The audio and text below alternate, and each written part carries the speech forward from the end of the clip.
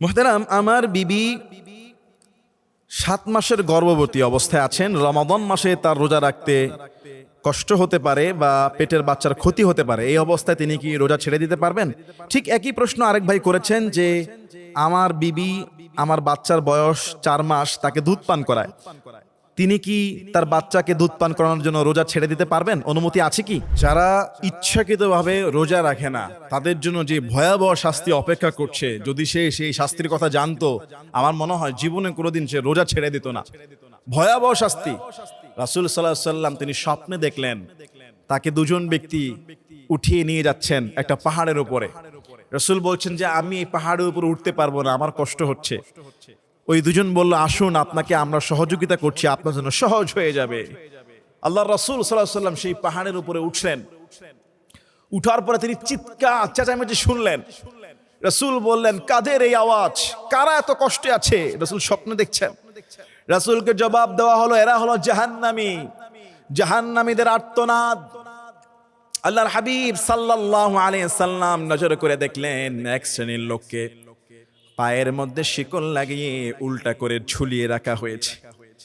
গালগুলো চিরা, top top করে রক্ত পড়ছে মুখ দিয়ে। উল্টা করে ছাগল যেভাবে কসাইরা ঝুলিয়ে ছিলে ফেলে টুকরো টুকরো করে, কিছু মানুষগুলোকে উল্টা ঝুলায় রেখে মুখগুলো চিরা, মুখ থেকে রক্ত পড়ছে। আল্লাহর হাবিব বললেন, এরা কারা? কেন এই কঠিন শাস্তি? রাসূলকে জবাব দেওয়া হলো, ইয়া রাসূলুল্লাহ সাল্লাল্লাহু আলাইহি সাল্লাম, এরা হলো ওই সমস্ত ব্যক্তি যারা ইফতার হওয়ার আগেই খেয়ে ফেলতো। আল্লাহ, ইফতারের সময়ের আগেই যারা রোজা ভেঙে ফেলতো, খেয়ে ফেলতো। ইফতারের আগে খেলে যদি এই কঠিন শাস্তি হয়, রোজা না রাখলে কি কঠিন শাস্তি। ইচ্ছাকৃতভাবে যদি কেউ রোজা ভাঙে, রোজা না রাখে, সে মুরতাদ হয়ে গেল, ইসলামের রোকন রোজাকে অস্বীকার করলো, তার প্রতি শরীয়তের হদ কায়েম হয়ে যাবে। যদি কেউ ইচ্ছাকৃতভাবে একটা রোজা না রাখে, সারা জীবন রোজা রাখলেও এই একটা রোজার জরিমানা, এই একটা রোজার ঘাটতি পূর্ণ হবে না। এজন্য আসুন, অনেকে মহাব্বত করে ছোট ছোট বাচ্চাদেরকে রোজা রাখতে দেয় না, বালেগ হয়ে গেছে বলে ছোট বাচ্চা, রোজা রাখার অভ্যাস গঠন করুন, রোজা রাখি। আল্লাহ আমাদের সবাইকে রোজা রাখার তৌফিক দান করুন, আল্লাহুম্মা আমিন। এক ভাই প্রশ্ন করেছেন, হুজুর সাহারির শেষ সময় কতক্ষণ থাকে? আমরা অনেক সময় ফজরের আজান পর্যন্ত খেই, আমরা অনেক সময় ফজরের আজান পর্যন্ত খাবার গ্রহণ করি, আবার অনেক সময় ফজরের আজান শেষ হওয়া পর্যন্ত অনেকে খায়। তাহলে কি রোজা হবে? আসলে সুন্দর একটা প্রশ্ন। এখনো কিছু গ্রামগঞ্জে আমরা দেখি যে সাহারির শেষ সময় নিয়ে অনেকের আমাদের অসতর্কতা আছে। সাহারির শেষ সময় কখন, এটা কিন্তু রমাদানের যে সূচি ক্যালেন্ডার, সেখানে কিন্তু স্পষ্ট বলা থাকে। আমরা অনেকে অপেক্ষা করি কি, মুয়াজ্জিন সাহেব এখনো আজান দেয় নেই, তার মানে মনে হয় সাহারির এখনো সময় আছে। আপনি মনে রাখবেন, ম্যাক্সিমাম মসজিদে সাহারির সময় শেষ হওয়ার 2-3 মিনিট 5 মিনিট পরে আজান হয়, সাথে সাথে কিন্তু কেউ আজান দেয় না। আবার অনেকে মনে করে কি আজান হয়েছে তো কি হয়েছে, আজানের শেষ পর্যন্ত খায়। আপনার রোজা কিন্তু হবে না। আপনাকে মিনিমাম এতটুকু ইলম অর্জন করতে হবে যে সাহারির শেষ সময় কয়টায়। মনে করুন 4:35 সাহারির শেষ সময়, আর মসজিদে আজান হলো 4:40 ফজরের, আপনি তখনও খাচ্ছেন, আবার আজান শেষ হওয়া পর্যন্ত আপনি পানি খাচ্ছেন, আপনার রোজা হবে না, আপনার ওই রোজাটা বাদ, কাজা করতে হবে। আপনি, অনেকে আছে কি সাহারির আগে মুখে পান নিয়ে শুয়ে থাকে, ঘুমায় থাকে, একটু ঘুম লেগে যায়, ফজরের আজানের 10 মিনিট পরে উঠে দেখে সেই পান মুখে রস গিলে ফেলেছে, ঘুমের মধ্যে পান চাবিয়েছে, তার রোজা ভেঙে যাবে। আল্লাহ আমাদের সবাইকে বুঝার এবং আমল করার তৌফিক দান করুন যে সাহারির শেষ সময় কখন। আল্লাহুম্মা আমিন। এক ভাই প্রশ্ন করেছেন, হুজুর তারাবির নামাজ কত রাকাত? কেউ বলে 8 রাকাত, কেউ বলে 20 রাকাত। আসলে আমরা কোনটা মানব, আপনি একটু বিস্তারিত জানাবেন। এবং বলেছেন যে তারাবির নামাজ যারা পড়ায় তাদেরকে হাদিয়ে দেওয়া বা নেওয়া জায়েজ আছে কিনা। চমৎকার প্রশ্ন। আমাদের দেশে, বাংলাদেশে প্রতি বছর এই তারাবির নামাজের রাকাত নিয়ে দ্বন্দ্ব, ইখতিলাফ, মত পার্থক্য দেখা যায়। যে তারাবি কেউ বলে 8 রাকাত, কেউ বলে আপনার 20 রাকাত। আসলে এই বছর আমরা দেখলাম যে মক্কা মদিনাতে হচ্ছে 10 রাকাত তারাবি, সাথে আরো 3 রাকাত 13 রাকাত পড়বে ওনারা। ইসলামের ইতিহাসে তারাবি কত রাকাত, এটা সুন্নতে মুআক্কাদা, এটা নিয়ে উলামা ইকরামদের মধ্যে ইখতিলাফ আছে। মালিকি মাযহাবের ইমাম মালিক রাহিমাহুল্লাহ তিনি বলেছেন 100 বছর পর্যন্ত আমি দেখেছি মানুষ এক যুগের 100 বছর পর্যন্ত এক যুগের মানুষ 36 রাকাত তারাবি পড়েছেন, সাথে 3 রাকাত বেতের 39 রাকাত। কেউ বলেছেন তারাবি 26 রাকাত, কেউ বলেছেন তারাবি 20 রাকাত, কোন কোন ইমামের মতে তারাবি হলো 10 রাকাত, কোন ইমামের মতে কেউ বলেছেন 8 রাকাত। এটা সালাফি আহলে হাদিস ভাইরা বলেছেন যে 8 রাকাত। একটা সময় মক্কা মদিনায় 20 রাকাত তারাবি হতো, কিন্তু করোনার পর থেকে এখন মক্কা মদিনায় 10 রাকাত তারাবি হয়। ইমাম শাফি রাহিমাহুল্লাহ তিনি বলেছেন যে আমি মদিনাতে দেখলাম যে 36 রাকাত তারাবি হয়েছে, তিনি মক্কায় দেখেছেন 20 রাকাত তারাবি হয়েছে। ইমাম আবু হানিফা রাহিমাহুল্লাহর মতো 20 রাকাত তারাবি পড়া উত্তম। এখন তারাবিটা আসলে এটা যেহেতু ইখতিলাফি মাসআলা, রাসূল আকরাম সাল্লাল্লাহু আলাইহি ওয়াসাল্লামের কিছু হাদিস এমন আছে তিনি রাতের নামাজ 11 রাকাতের বেশি পড়তেন না, বিতির নামাজটাকে বেজোড় করতেন। আসলে 10 রাকাতও সহিহ, 20 রাকাতও সহিহ, 26 রাকাত সহিহ, 36 রাকাত সহিহ, কিন্তু আকসার অধিকাংশ উলামা একরাম 20 রাকাতকে পছন্দ করেন। এটা না বেশি না কম, তার থেকে বড় কথা হলো কোয়ালিটি মেইনটেইন করা। রাসূল সাল্লাল্লাহু আলাইহি ওয়াসাল্লাম যে 11 রাকাত নামাজ পড়তেন, এটার একটা হিসাব বের হয়েছে যে 5 ঘন্টায় তিনি 11 রাকাত পড়তেন। 5 ঘন্টা রমাদানের যে তারাবিহ।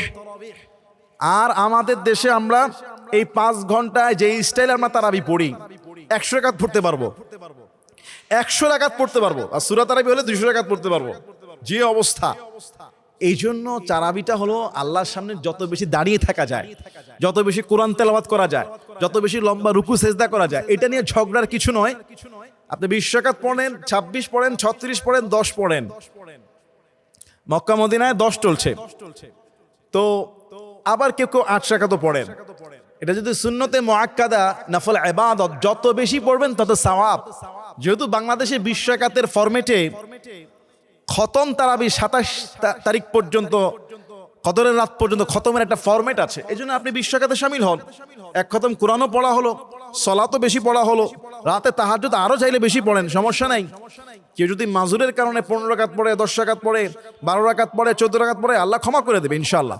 আরো বেশি বললে সমস্যা নাই, ঝগড়ার কিছু নয়। এখানে কেউ উত্তম বলেছেন, কেউ আরেকটাকে অনুত্তম বলেছেন। আমরা যারা ইমাম আবু হানিফা রাহিমাহুল্লাহর অনুসারী, আমরা 20 রাকাতকে পছন্দ করি, এটা রাখি। আপনি পড়েন, আল্লাহ ভরসা। নামাজ বেশি পড়লে গুনাহ হবে না, আবার কম পড়লে সেটা যদি কোয়ান্টিটি ঠিক থাকে, মনে করেন আপনি 10 রাকাত পড়লেন 2 ঘন্টা ধরে, তাহলে আপনি সওয়াব পেলেন, লম্বা সময় নামাজেই রইলেন, আল্লাহর সামনে আছেন। আল্লাহ বুঝার আমল করার তৌফিক দান করুক। আর তারাবির নামাজের হাদিয়া দেওয়া নেওয়া জায়েজ আছে কিনা, যদি কোনো হাফেজ দাবি করে যে আমাকে দিতেই হবে, তাহলে এটা নাজায়েজ, হারাম। আর যদি এলাকাবাসী মুসল্লি কমিটি খুশি হয়ে নিজেরা উঠায় যেটা হাফেজ সাহেবকে দেয়, যেটা হাফেজ দাবিও করে নাই বা বলেও নাই যে আমাকে এত দিলেন কেন, আরো দিতেন বা আরো কম দিতেন, আরো বেশি দিতেন, তাহলে সমস্যা নাই। এটা হাফেজ বলে নাই, আপনারা খুশি হয়ে যেটা দিবেন সম্মানী কোরআনের খাদেমকে, আলহামদুলিল্লাহ, এতে কোনো সমস্যা নেই।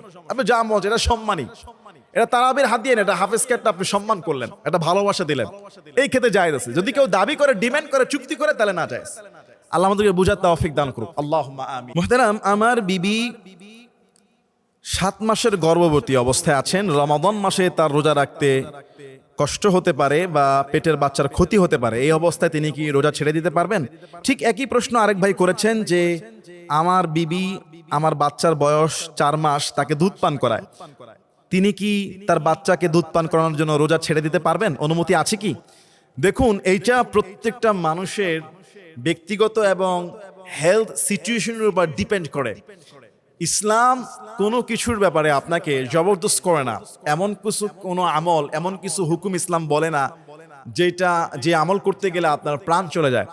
যদি গর্ভবতী মা 7 মাস, 8 মাস, 9 মাস রোজা রাখলে তার গর্ভের সন্তানের ক্ষতি হতে পারে বা সেই মা থাকতে পারে না, দুর্বলতা বা ক্ষুধার যন্ত্রণা, আল্লাহ তাআলা ছাড় দিয়েছেন। তিনি গর্ভবতী অবস্থায় রোজা না রাখলে যে কটা রাখতে পারবেন না, কোনো সমস্যা নাই, তার জন্য অনুমতি আছে।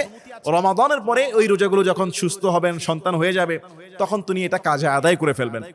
2 নম্বরে, যে মা তার সন্তানকে দুধ পান করায়, সন্তানের বয়স 1 মাস, 2 মাস, 3 মাস, 4 মাস, 6 মাস পর্যন্ত কোলের শিশু, দুধের শিশু বাড়তি খাবার খায় না, মায়ের দুধের উপর সে ডিপেন্ড।